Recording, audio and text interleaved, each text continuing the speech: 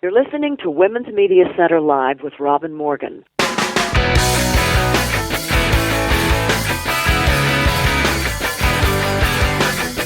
Welcome to Women's Media Center Live. I'm Robin Morgan. It's been a news-packed week, tragic and enraging, a week provoking despair, hope, and determination. We have a great deal to cover in today's program, starting with the worst shooting massacre ever on U.S. soil. As for my guests, well, have you ever worried about the commercialization of feminism? Or wondered why, despite hard-won progress, women firefighters can fight a raging blaze more easily than some of the entrenched sexism in the fire service? Last, a special report on the epidemic of rape in the war-devastated Congo dares explore whether the statistics on rape are accurate, and if so, how to correctly interpret what they really mean. No time to waste. First, we need to go inside the headlines.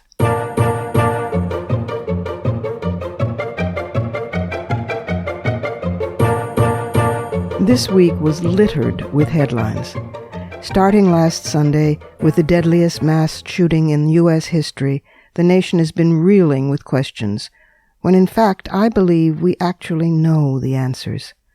Was the Orlando killer who murdered at current count 49 people and grievously wounded 53 more homophobic because it was at a gay club?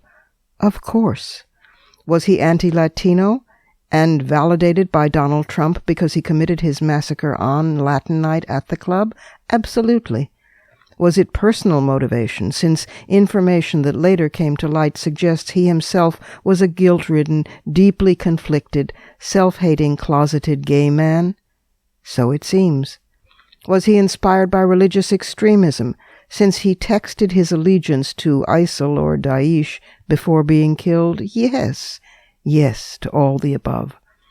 The killer had been known to call homosexuality an abomination, as do certain Islamic texts, and as do certain texts from both the Old and New Testament. He had been known to frequent and or scope out as targets other gay clubs, but he picked this one, and he picked Latin night, perhaps not coincidentally. As for his personal background, a former classmate in his police academy class who had been asked on a date by the killer, but himself gay and not out at the time, declined.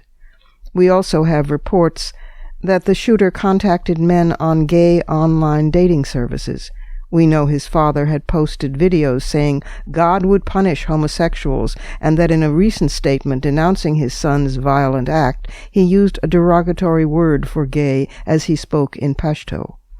And we know that the killer's first wife, Sitora Yousefi, left him because he was controlling, abusive, and violent with her, demanding she hand over her paychecks from a daycare job, refusing to let her leave the house except for work, beating her, once choking her almost to death. And we know from Sitora that she felt he was suppressing his own gay sexuality and taking it out on her, and that she was as terrified of him as he was terrified of his father, who had on a number of occasions contemptuously called his son gay. We know that the killer's second wife, Nur Zahi Salam, who is cooperating with police, apparently drove him to a gay bar now and then in an effort to pacify him while trying to convince him not to do anything violent, probably as terrified of him as her predecessor had been, and Noor has a 3-year-old child to protect as well. When will we listen and learn from the canaries in the mine, the wives and girlfriends, from George Zimmerman on to this killer, on whom these men practice first?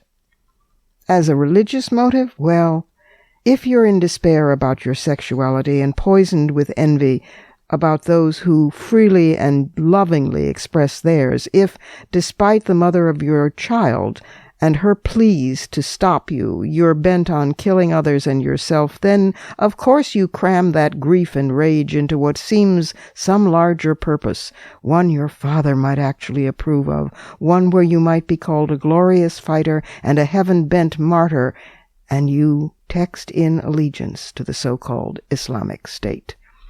We know all this deep down, don't we? But it's too complex for a soundbite. Yet we know one other thing that's utterly simple. Someone who was on an FBI watch list should not be able to purchase an AR-15 semi-automatic assault rifle. We know that every 17 minutes someone dies from gun violence in this country, which means that by the end of this broadcast, almost 4 more Americans will be dead from guns. That's a world record. A teenager in a gang shootout, a toddler playing with what she thinks is a toy, a jealous husband, a suicidal addict, a careless hunter, a deliberate murder, an accident. This we could stop, but only with an ongoing avalanche of emails to Congress, demanding that they throw off the yoke of their master, the NRA, and that they act. For the rest, the lesbian and gay community is as accustomed to suffering as it is to joy. We, will not just endure, but will prevail. The Latino family will triumph over racist bigotry, whether shot from Trump's filthy mouth or the barrel of a gun. La lucha continue. Christian right-wing homophobes seem confused to find their gay hating so in sync with the beliefs of ISIL Daesh, but glad of the murders, so perhaps they might not bomb mosques this time, though I doubt that. But the community of same-sex love instantly expressed solidarity with the Islamic community, to its everlasting credit. Other news broke this week that under different circumstances would be major. Democratic legislators defied Speaker Ryan's hypocritical moment of silence in the House of Representatives by demanding he bring the no-fly, no-buy bill to the floor for a vote, which he refused to do, but they are in open revolt at last. Meanwhile, President Obama ringingly endorsed Hillary's candidacy. So did Vice President Biden. So, finally, did the sole holdout among all the Democratic Senate women, Elizabeth Warren, getting there late, but trying to make up for that with enthusiasm, and eliciting the Bernie bros' hatred. And Hillary won the last primary, Washington, D.C., by an historic margin, 79% of the vote. And she met with Bernie for 2 hours. My God, the patience of the woman. While he still didn't concede, he seems stuck at the bargaining stage, past grief but not yet at acceptance. Nonetheless, the détente has begun. Finally, barely making news, but a milestone, in between defending the Constitution, gays, and Muslims, at the White House Summit on Women and Girls, Barack Obama became the first American president, and especially fitting, the first American president of color, to point to himself and smile proudly. This is what a feminist looks like. So, mourn, rest, breathe. Celebrate who and what you can. Then get the hell up, link arms, and let's go save this country.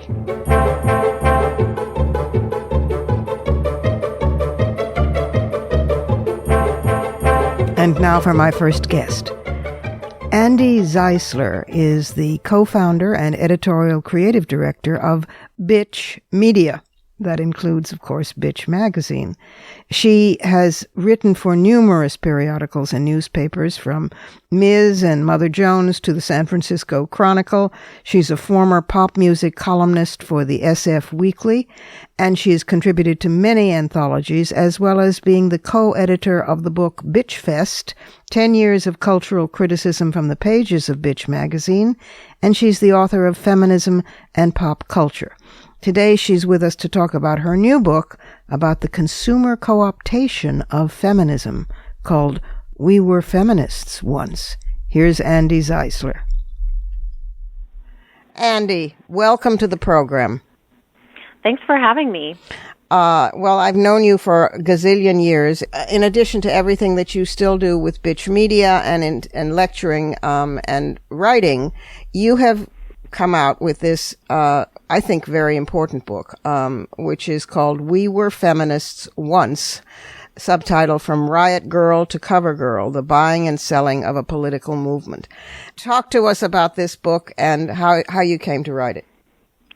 Well, it's interesting. So the last book I wrote came out in 2008, and that was kind of a primer on feminism and pop culture. It's called Feminism and Pop Culture, and it was kind of a 101 level book about the sort of long-standing symbiotic relationship between feminism and pop culture. And around 2011, I had been speaking at colleges a lot, and that book had been used in classrooms, and I started getting approached by students who were like, well, this is a really good introduction, but it seems like there's so much more to say. And indeed, I mean, there was, and especially just in the years between like 2007 and 2011 with social media, with blogs, with grassroots organizing that was happening largely online, so much was happening, and things were changing really rapidly, and it seemed to me that pop culture was becoming,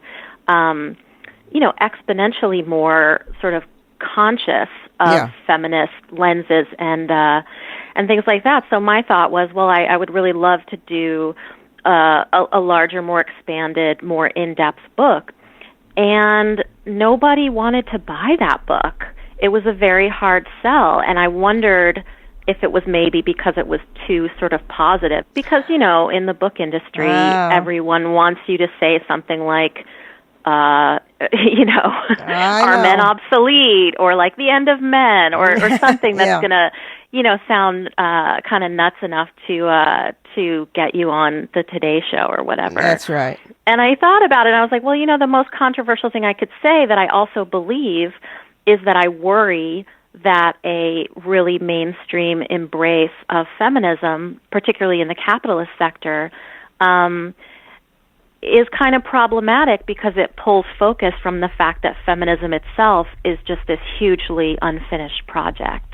And so that was where I started going with it. And as I started writing, feminism really did seem to sort of break through in the mainstream in a really big way. Right. Well, we're certainly having our 15 minutes of fame here, which periodically over the last 40 or so years we've had, and then of course it disappears again when it's realized, oh, this is seriously about changing the entire existing social compact. Oh my God, as you right, it's not just fun. It's not just fun, although it is fun. It is fun, but it's not just fun. You've got this wonderful word, empowertizing. Explain empowertizing to the listeners. Well, so empowertizing is this dimension of what I call marketplace feminism, which is itself like a process by which language and imagery and associations that have been nurtured within feminist movements are sort of harnessed in the service of selling things. So empowertizing is a dimension of that, and that refers to this kind of way to sell things to women by making them feel very good on an individual level and, using language and imagery that really inspires a sense of, I don't know, I guess you'd call it soft power. Sort of like you can do this, it's empowering because it makes you feel good, or it makes you feel like you're challenging a beauty standard. Right. But it's important to not lose sight of the fact that it's still about selling you a product. Yeah, I mean, you're talking about what in the 70s we used to call the personal solution, and how, the genius of capitalism is that it is so absorbent. I mean, whatever you come up at it with, it turns around and says, can we sell this? And if we can make money off of this, it will try to co-opt it. Right. And of course, the problem for the activist, I've always respected pop culture enormously and felt that there was a way to productively get the message out through it, which is why I was so excited when you folks started Bitch Magazine and Bitch Media, and and when Bust came out, and when younger women began to take this into these other realms, and then of course online as well. But there is a way in which it's like each instance you have to figure out, is this one where we're winning, or are we being just swallowed up and co-opted? I know 13-year-olds now who call themselves feminists. I don't know quite what they think they mean by that, but they call themselves feminists, which is not a bad thing, because of Beyonce. Yeah. And I think that's important. I mean, I think as with any sort of commercial filtering of what's essentially a social message, there are people who are just going to stop there, but there are also people who are going to go a lot deeper. Yeah. And I think with Beyonce, she doesn't get a ton of credit for, sort of doing anything other than a performative feminism a lot of times, but she really does. I mean, she wrote for the Shriver Report. Yes. She talks a lot about just, gender equality on a global level. I mean, I do think that she is a powerful avatar for feminism and for people who, might not know a lot about it, but are inspired by her to learn more about it. Yes, I think that's And I true. think when I compare it to someone like Madonna, who was basically Beyonce when I was growing up, who refused to align herself with that word, right, even when she, was sort of demonstrably acting in ways that telegraphed feminism, I think it's great. And so these are models of varying kinds for younger women, of models of women who are empowered. I mean, as time goes on and they discover their own sense of self, hopefully they will discover that there's lots of different ways to be empowered, and it doesn't always come down to shaking your ass or buying soap. Right. I think, television is one way in which I've seen over 20 years pop culture really reflect a lot of the real-life conversations and challenges and complexities that are happening in, say, the feminist blogosphere or among, grassroots activists. Right. I think that television as a medium, because it's such a writer's medium and because it doesn't have the sort of behemoth financial commitments of Hollywood, has been able to kind of disseminate a lot of tricky and complex and nuanced things that are either feminist or adjacent to feminism. Right. Around reproductive rights, around racial issues, around sexuality. I think the place where I worry is more in the sense of, what is this marketplace feminism doing other than highlighting individual solutions, like you said, the personal thing, and what happens when feminism becomes a glamorous identity and something that people covet, but the actual ongoing systemic issues are still very much unaddressed. Yeah. Well, the book is called We Were Feminists Once, From Riot Girl to Cover Girl, The Buying and Selling of a Political Movement. How can people find you if they want more information about how to get you to their campus or their organization? Oh, yeah. So bitchmedia.org is our website, and we have a section about our campus speakers program and who you can contact to bring a speaker from Bitch to your campus. And then I'm also on Twitter. I'm just Andi Zeisler. And very accessible. And again, the book is We Were Feminists Once. Thank you for it. We're still feminists, and we will be once and future and going on. Thanks for the book and for being with us today, Andi. Thank you, Robin. It was great to talk to you. It's time for a break here at Women's Media Center Live. I'm Robin Morgan, but I'll be back in just a moment.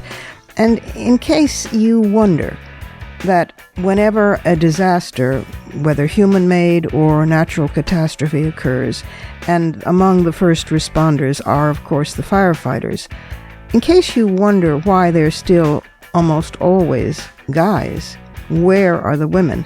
Well, stay tuned and you'll find out.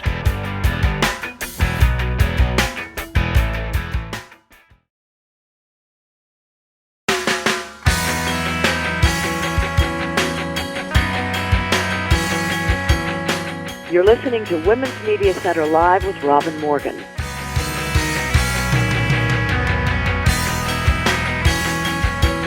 Welcome back. The legendary feminist firefighter Brenda Berkman is my next guest. Here's a story for you. In 1977, the New York Fire Department for the first time allowed women to test for becoming a firefighter. Brenda, then an attorney, was one of 500 women who passed the written test. Then the Fire Department of New York changed its scoring system for the physical test from pass-fail to a rank-ordered test. Berkman was one of 90 women who took and failed that test, and on behalf of herself and the other women, she filed a complaint with the city to determine the legality of the test and to find out if it truly measured the real abilities necessary. In 1982, the court finally ruled that the Fire Department of New York's physical abilities test violated federal law and ordered the department to develop a new test which all the plaintiffs would be allowed to take. Of the original group, 41 were eventually hired, 5 were fired out of training, 3 of whom were later reinstated, and several others resigned. For years, the women in this class were the only female firefighters in the whole department. Brenda worked as a member of the Fire Department of New York for 25 years, enduring extraordinary harassment at first. The men in the firehouse put feces in her bed cot. They drained her oxygen tanks before she went out to a fire. They tried to drive her away. Nonetheless, she stayed for 25 years and retired in September of 2006 with the rank of captain.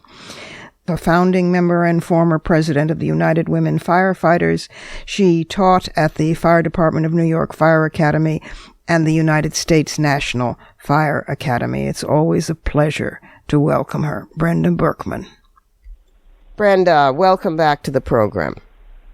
Thanks, Robin. It's always great to be talking to you. At the end of April, the New York Times ran a piece on volunteer fire forces recruit and women answer the call, about how volunteer fire forces in New York, which have something like 1,583 volunteer fire companies, they're suddenly going after recruiting women because they're having a low level of volunteer men. So it's, it's like blockbusting when they can't get anybody else in. Well, then, all right, let's settle for women. Or was this, I wanted to ask that, or was this a genuine attempt to integrate the volunteer fire services? Because, of course, a lot of altruistic, terrific women began to sign up. So first, let's talk about why women are welcome when we do something for free, but not so much when we get paid for it. Robin, the difficulty that the volunteer services had in terms of staffing has been for decades really ongoing, and one of the big issues, of course, is the fact that people are working so many jobs and working long hours, and so they don't have the free time that they used to have perhaps to train and to participate in the volunteer fire service. And the women firefighters had been asking for decades also that the volunteer service wake up and start recruiting qualified women in greater numbers, make it a welcoming environment for women. And some departments, to their credit, volunteer departments to their credit, have gone down that road, and they have successfully recruited women, and they've integrated them. There's still a very strong tradition in the volunteer fire service of family members following family members in. So, you see a lot of women whose fathers, brothers, right, uncles, neighbors, etc. were on the force, and they come in. So there's still a lot to be done in the volunteer fire service. And the fact that the New York Times, newsflash, the volunteer fire service is reaching out to women, well, that's been going on for decades. But unfortunately, there's still many departments, both volunteer and paid, that have not truly welcomed women. And that's something I'd really like to discuss with you. Yes, I want you to discuss that because the numbers have increased, at least among the non-paid folks. An estimated 5,000 women are currently volunteers, and that's double the number of a decade ago. But it doesn't really deal with what happens to them when they're in the fire service then, and that's something that I'm afraid I'm not entirely familiar with. I don't know what the rates of attrition are for women volunteers compared to men, but it has to be an environment, whether it's paid or volunteer, that's truly welcoming to people so that they can bring their true selves to the job and not be harassed, not be forced into some kind of cookie-cutter mode of what people think firefighters should be like. And that kind of brings me to the paid service. Yes. The paid service has been struggling now since the 1970s to, truly diversify, not just with respect to women, but with respect to people of color as well. Mm-hmm. And they continue to make some of the same mistakes and continue to offer some of the same barriers to diversity that were going on in the 1970s. We really have not increased the numbers of women that much in the past 35, 40 years. This is appalling. This is just ridiculous. It is appalling, and people are shocked when you tell them the numbers. I'll give you an example. New York City, when I won my lawsuit in 1982, 41 women came on the job at the same time that I came on. And over the years, that number actually dropped down into the low 20s. Wow. And then, it rose to about 30 in the 1990s, 2000 era. In the 2000 era. And it stayed at about 30 out of 10,500, less than 0.5%. We have 52 women now in the department. That's mainly the result of some litigation that was brought by the Vulcans, the African-American firefighter group in New York City. Right. And we've managed to crack 52 now with women in the New York City Fire Department. It's still a pathetic number, and we're in the process of a big recruitment campaign. So all the New York City young women who are listening to this program, please, please, please investigate through the United Women Firefighters website the possibilities of joining our department, because frankly, it's increased numbers that are going to really force us to change. But I just wanted to mention very quickly some of the new problems that have arisen, certainly since I came on and was being harassed. Now, we still have the same kinds of things where men who are opposed to women firefighters, go to the tabloid newspapers and attempt to undermine their credibility, the women firefighters' credibility and skills and abilities. And that is still a problem. Yeah. The, firehouse harassment, some of that still occurs. And that is a problem. But now we have the Internet. Oh, God. So and trolling. The Internet with, it's not unique to the fire service. No. But it is devastating to be slut-shamed, by your so-called brothers in the service. And we had a very tragic incident in Fairfax County, Virginia, where a young woman firefighter was being slut-shamed on the Internet, and she committed suicide. Oh, my God. Still not clear whether that was directly linked to the slut-shaming, but it'd be hard to imagine that it wasn't. Yes, of course. Because when you read these posts, they are horrendous. Yeah. And many of them seem to clearly come from her coworker. Oh, my God. This is so awful. So that is a new challenge. And, there's many ways of dealing with that, not only in the fire service, obviously, but in other groups. But the fire service is particularly prone to this kind of groupthink, this dehumanizing of other groups, whether people who are different.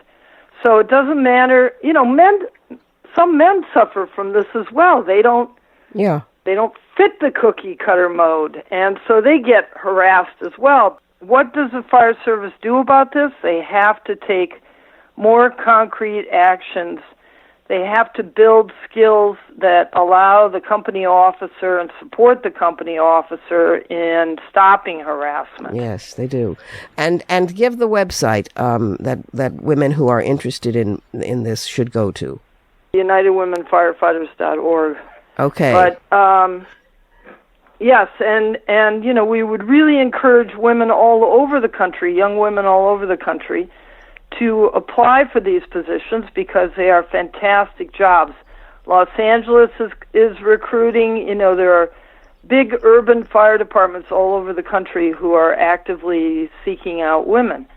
And, we don't want young women to be deterred from these issues. We want them to be able to live their dreams and actually serve their communities. Because, until people are really forced to work with people different than themselves in larger numbers, there's really no incentive to change these attitudes. Precisely. In New York, we've been having some good support from the city council on diversity issues, and we're really pleased with that.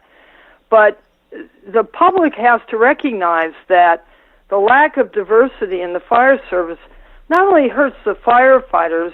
I really believe it's a safety issue. Of course it is. You have all these people acting this way and doing tunnel vision. That's right. But also for the public, they're not getting the best service. Yeah. I mean, do they really want to be paying out large amounts in lawsuit settlements? Do they really want the people who are showing up to respond and running the department that responds to their emergency needs to be so limited in their perspectives? It's not a healthy situation for either the fire service or for the public. Oh, Brenda, thank you for keeping on. I appreciate your attention to this, Robin. It's really important that people understand, what is going on in the fire service, which has this tremendous tradition of service to the community. It's highly respected and deservedly so, but it does have these issues that still need to be resolved and addressed. Well, thank you for addressing them and for helping us know how we can address them too. Thanks for all the work you continue to do, and thanks for coming back and being with us on Women's Media Center Live too. Thanks for putting a spotlight on this, Robin. Really appreciate it. And now let's look into the surrealism corner.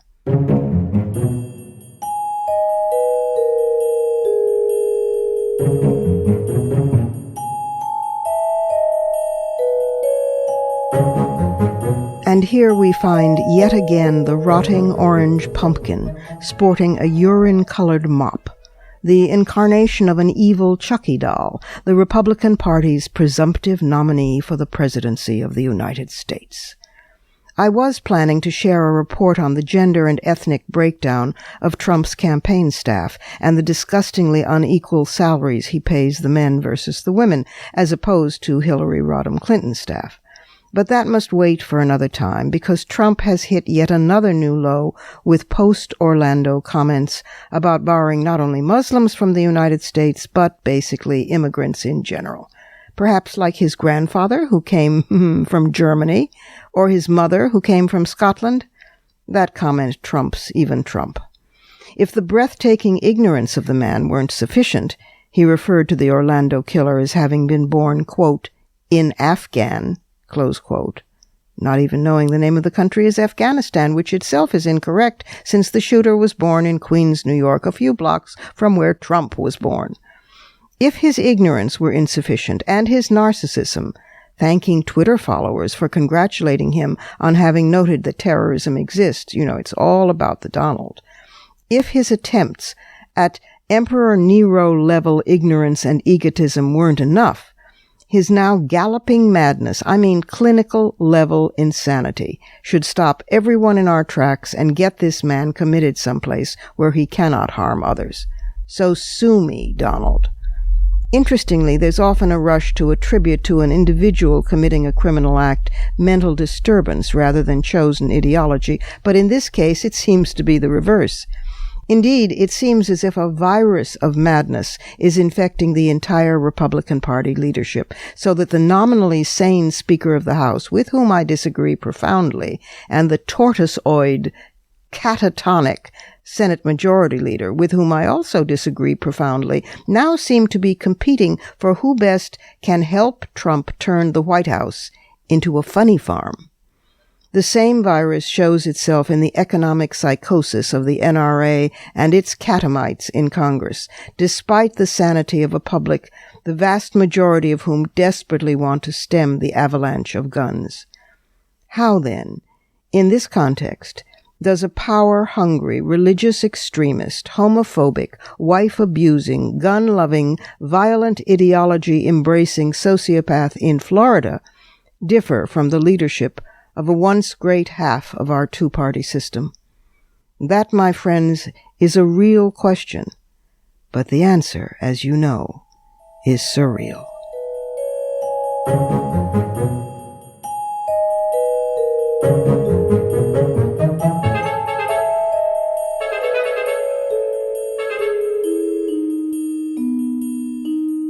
It's just about time for another pause. I'm Robin Morgan. This is Women's Media Center Live, where we believe in the follow-up story. So, Congo, the Democratic Republic of the Congo, has been called the rape capital of the world. Well, is it really? And if so, how do we know those numbers? And what do those numbers really mean? Stay tuned and find out.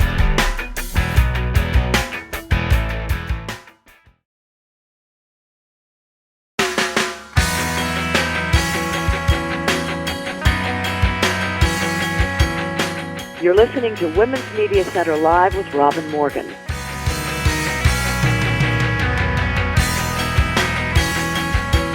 And we're back again. Lauren Wolfe is a prize-winning journalist, and she is also the director of the Women Under Siege Project, an initiative of the Women's Media Center to cover women in conflict zones who suffer from sexualized violence. She's recently back from the Congo, and here is her report. Lauren, it's good to have you back on the program. Thank you so much. You've been doing really good work with Women Under Siege, which is a project of the Women's Media Center. And just recently, you wrote a stunning piece on what has and hasn't changed in Congo, in Democratic Republic of the Congo, Democratic, said in a sense of irony. So bring us up to speed with an update on the situation of what some have called the rape capital of the world. Well, right. I was starting with that premise. You know, I visited the country a couple of years ago, and things, as we know, are a mess.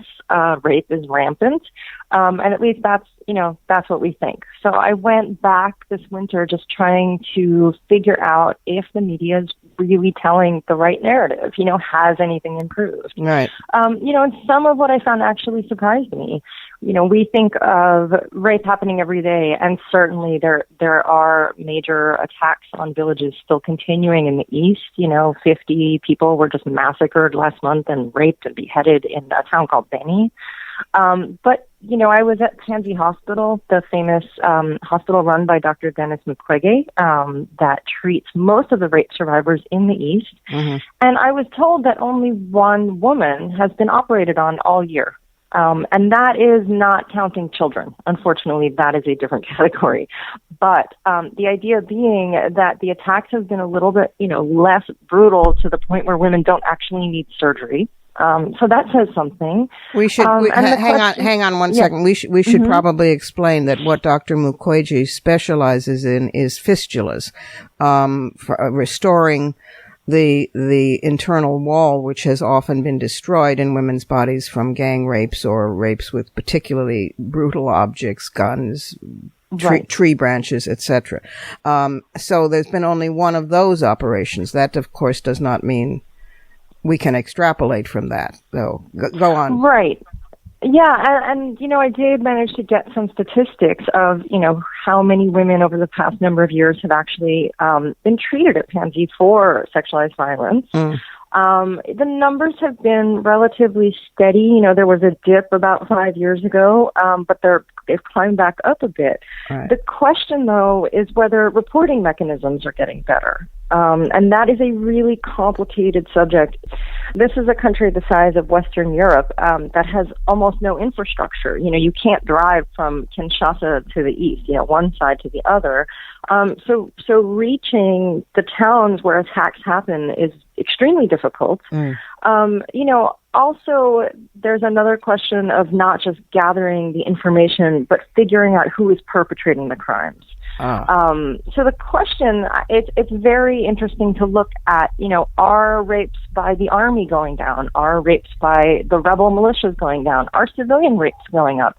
Because this will speak to how well the country is actually doing with prevention, how well the UN is doing with its intervention force. Precisely. So these were the kinds of things I was looking at. And what did you find? Well, interestingly, rapes by the actual Congolese military, which, as shocking as it sounds, is one of the key perpetrators of sexual violence in its own country, have actually gone down from, I believe it was 38% last year to about 34% this year, which MONUSCO, which is that UN intervention force, it's actually the largest peacekeeping mission in the world, they say, that this shows significant improvement. And what that means is that trainings of military commanders are possibly paying off. Everything from don't order rape to, tell your soldiers there will be consequences, to actually holding those soldiers to account. There have been finally a few prosecutions that have been relatively successful, which is very new in Congo. Well, that's heartening. And what about the other categories, the insurgent rape, as it were, the rebel factions, and for that matter, civilian rape? Yeah, the rebel groups in Congo, there are hundreds of them, and it's an ever-shifting war that's been going on for 20 years. Yeah. And, every time one group such as the M23 is defeated, another one sort of rears its head. And like I said, right now in the east, there's a Ugandan group called the ADF that's wreaking havoc in a number of provinces. But what's very interesting was that group is actually also, while it's committing rape, a number of the attacks have also been carried out by army generals at the same time. That there have been army troops and as high as generals involved in these attacks. So it's very hard to delineate what is Congolese army, what are rebel groups. And just yesterday, a woman from Congo was explaining to me, basically the entire army is made up of demobilized rebel soldiers. So one day you're in a rebel group, the next morning you wake up and you're fighting for the country. Oh my God. So the lines are really complicated, and I think, allegiances are hard to break. Yeah. So you've got that kind of complex situation. Yeah. And the last category is civilian rape. And one of the things I've always found surprising while I'm reporting on the country, men and women love to tell me, we never had a word in our languages for rape. Yes, I've heard that. Yeah. And being a feminist, I look at that with a slightly askewed eye. Yes, this was never a problem. It was brought by colonization, and now it's and now because of the internecine warfare and tribal warfare, it's a product of war. But that seemed a little strange to me. So what did you find? Right. Well, they also love to blame the Rwandans. This whole war in Congo really started out in 1996 after the 1994 genocide. So they blame the genocidaires, the men who were committing the genocide in Rwanda moved over into Congo to hide, and they say that they brought rape as well. So they love to blame the Rwandans.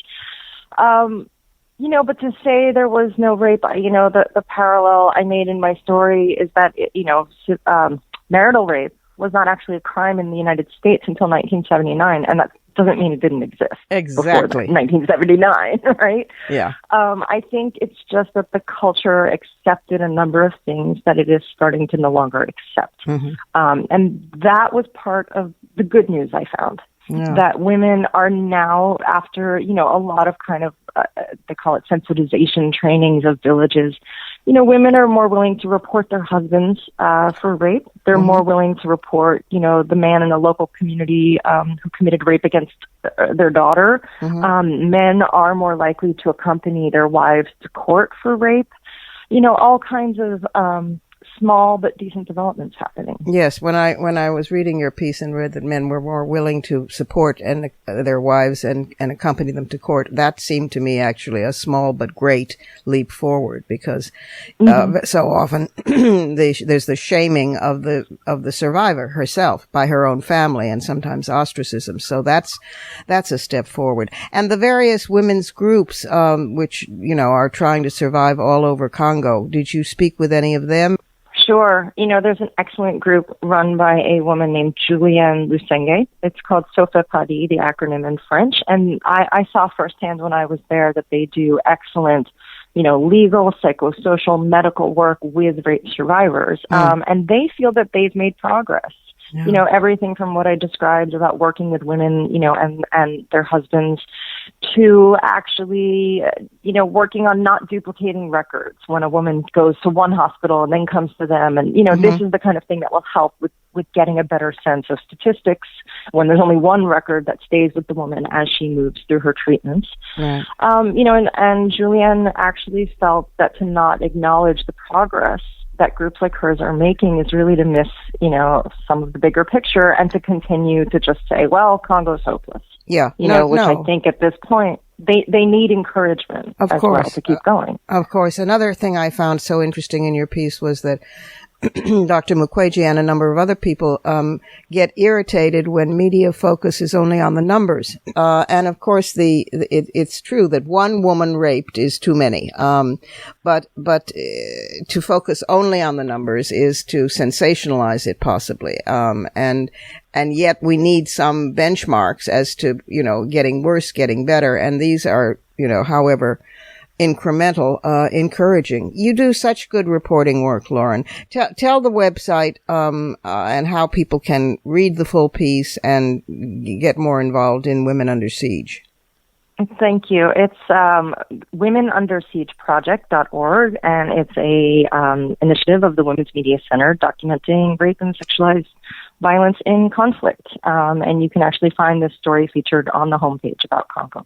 Yeah, and it's like no other reporting that you'll get anywhere else, because Lauren herself is a prize-winning journalist, and what she writes and the stories she assigns are a side of women's reality that you just simply don't see covered anywhere else. So it's womenundersiegeproject.org, very proudly an initiative of the Women's Media Center. And we've been talking with Lauren Wolfe. Thanks, Lauren, and come back and tell us more about your other travels as soon as you come back from them. Thank you. Time for one last break here at Women's Media Center Live. I'm Robin Morgan, and I'll be right back with some fighting words.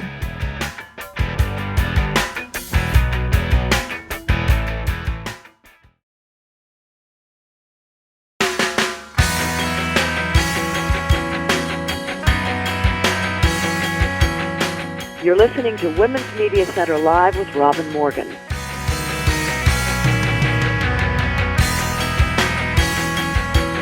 Welcome back again to some fighting words.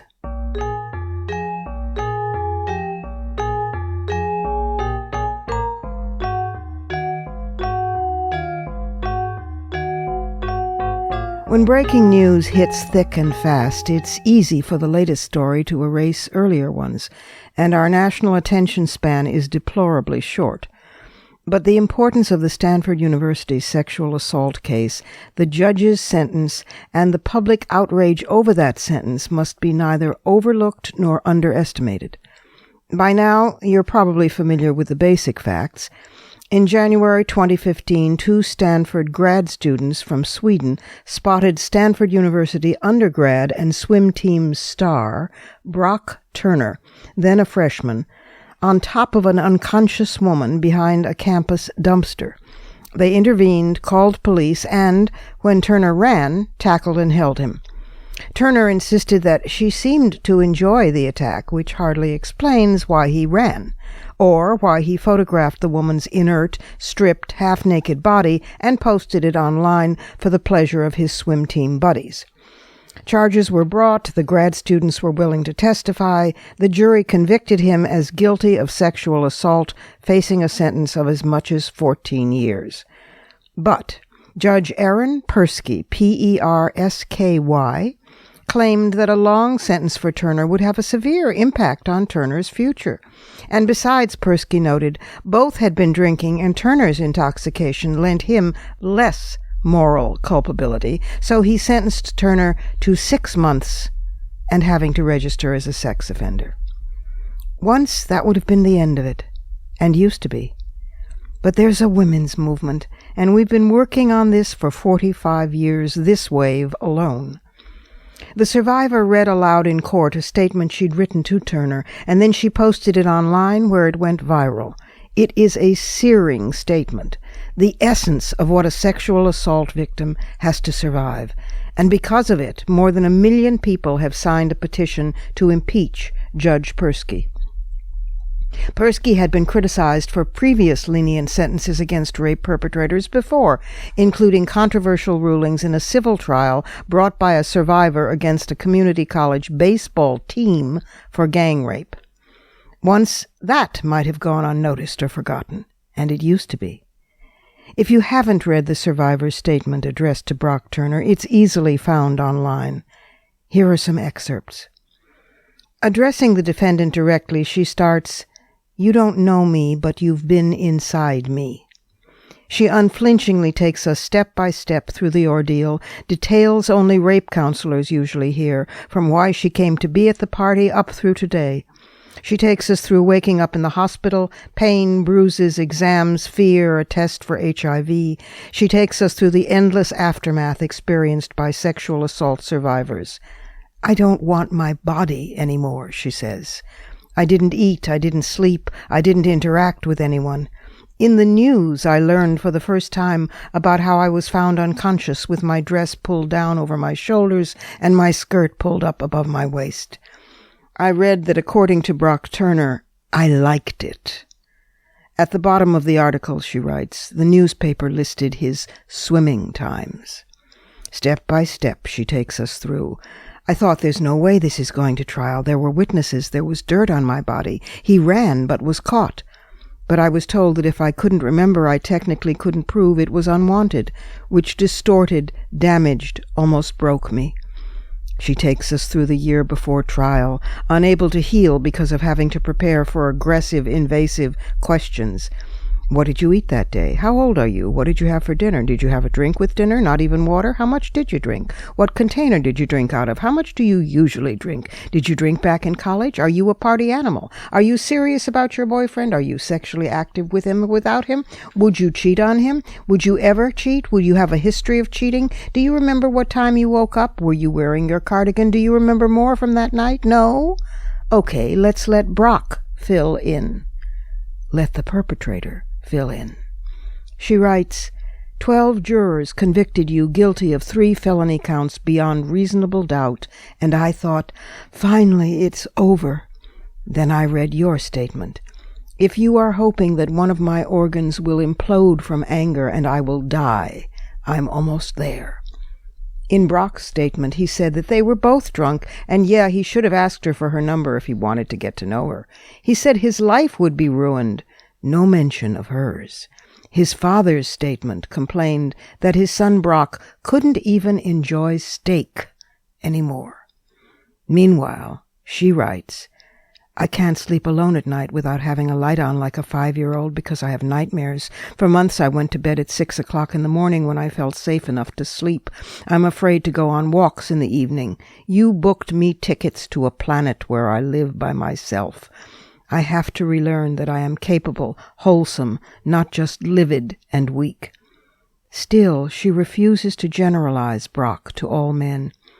Writing, "Had Brock admitted guilt and remorse, I would have considered a lighter sentence. I even told a probation officer I don't want him to rot away in prison, but I didn't say he does not deserve to be behind bars."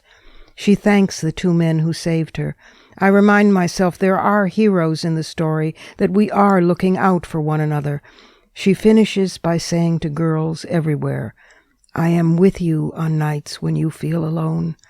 I am with you when people doubt you or dismiss you. I am with you, so never stop fighting. I believe you." I urge you, especially any man hearing this, especially any man of conscience who thinks he already understands, please find the Stanford assault survivors statement online and read it, word for word, not merely in fragments that time constrains me to offer here. It is historic because we've never publicly heard this voice before this clearly. It's historic because feminists who work the front lines with sexual abuse and assault survivors have for decades been fighting to draw attention to the gravity and long-term effects of this violence, which some still try to treat as a joke. College-age men in the audience at a speech I gave just last year giggled when I said that one of the most common nightmares survivors endure is of their bodies melting like wax. It's historic because this survivor's voice, in pain, but brave, ringing, defiant, changes things. And should anyone wonder why a women's movement is still needed, why feminists do what we do, well, in this case, I think we were conjuring her, creating the space for her. This is what we do, and this is why we do it. If you want to join the petition to impeach Judge Aaron Persky, go to change.org. Those are my fighting words. Add yours on Twitter, and be sure to tag us at WMC Live and use the hashtag #FightingWords.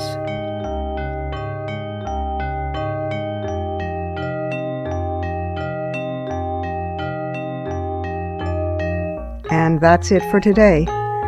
This program is syndicated, but if you can't find the broadcast on a radio station in your area, you can always visit us at WMCLive.com. There you can find the show, plus the archive of all our previous episodes. And we're at iTunes worldwide. There you can stream, download, and subscribe to the show's podcast. Also, be sure to find WMC Live on Facebook and Twitter. Portions of this program were taped earlier. Opinions expressed here do not necessarily represent the WMC. Here's the family for Women's Media Center Live. Regina K. Scully is our founding sponsor. Julie Burton, Women's Media Center President, is executive producer. And I'm Robin Morgan, your producer and host. Thank you for being with us. Don't forget to join us next week right here on Women's Media Center Live.